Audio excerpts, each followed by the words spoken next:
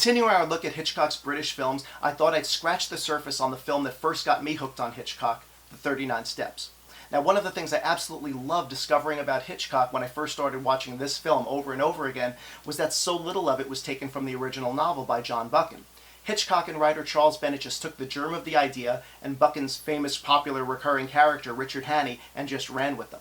Now, the most ingenious device that they wove into the story, of course, was Mr. Memory. Ladies and gentlemen, ask him your questions, and he will answer you fully and freely. Mr. Memory.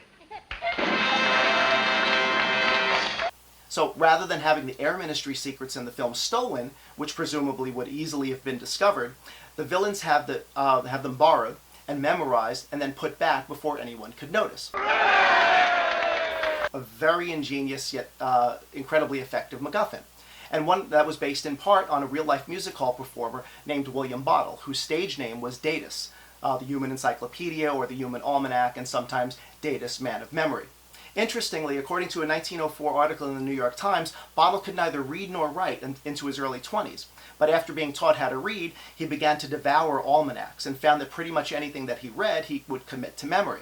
So one day when Bottle overheard two learned men arguing over the date of some past event, Bottle chimed in with the correct date. Now, after rattling off some other facts that impressed them, one of the men suggested that Bottle should do this on the stage. And 30-odd years later, Hitchcock immortalized Datus as Mr. Memory. I also add, ladies and gentlemen, before retiring, that Mr. Memory has left his brain to the British Museum. A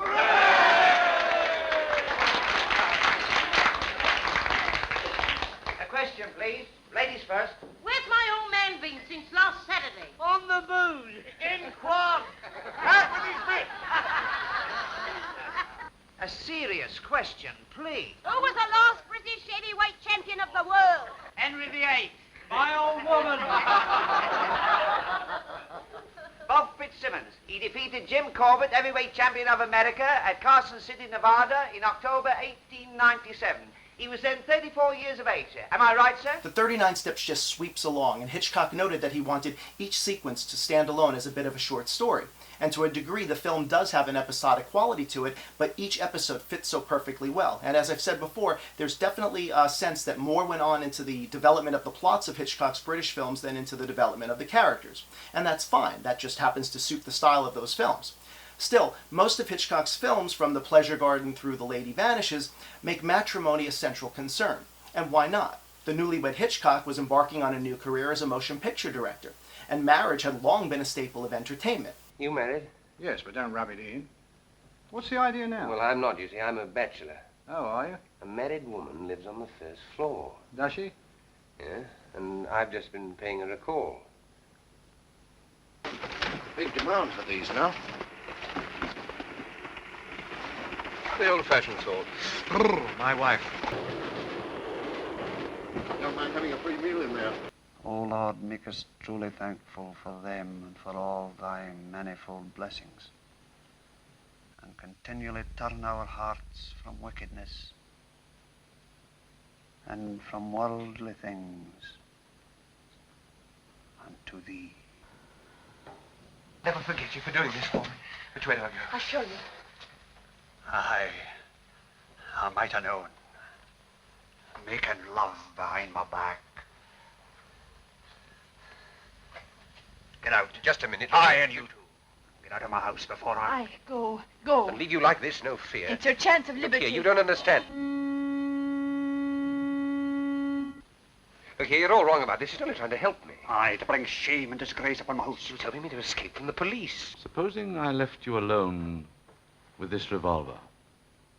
Tomorrow's newspapers would be able to announce that the Portland Place murderer had taken his own life. I thought you were coming to lunch directly, dear. We've all been waiting.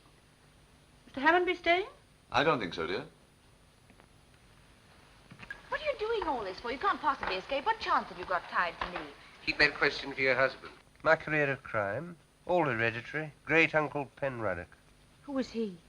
My good girl, where were you brought up? Never heard of my great-uncle Penruddock, the Cornish Bluebeard? Got it all from him. I thought your family came from Canada. No, that's where they went, after the Penruddock incident. Yet he murdered 3 wives and got away with it, but his third mother-in-law got the goods on him and tried to have him arrested. What kind of a silly creature am I married to? Do you want to get us all jailed? How much did you take for these? £0.50. Oh. Out, the pair of you. And dinna let on to anybody that you've got to drink here after hours. Oh.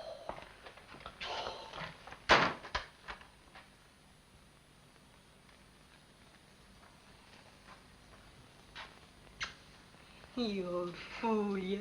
You wouldn't have give away a young couple, would you? Hitchcock and his writers couldn't resist a bit of humor at matrimony's expense. The 39 Steps is no different. But I'll have more to say on marriage in Hitchcock's British films next time. Thanks for watching.